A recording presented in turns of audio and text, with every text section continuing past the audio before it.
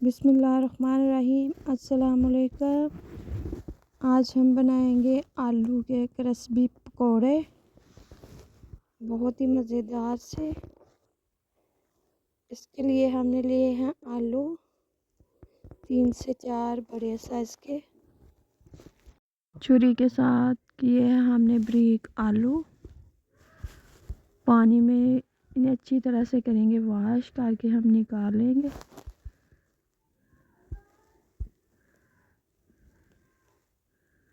मैदा add करेंगे 1 cup.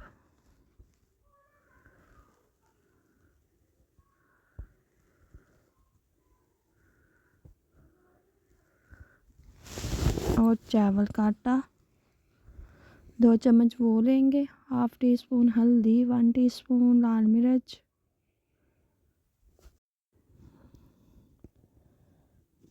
1 teaspoon नमक, आधा कप पानी का ऐड करेंगे और गरम गरम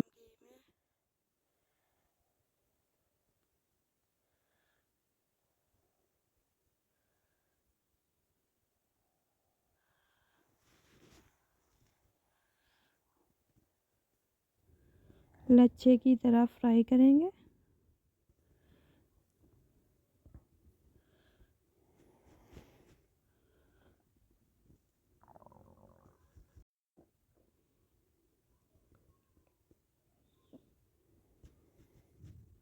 हल्का गोल्डन ब्राउन करेंगे।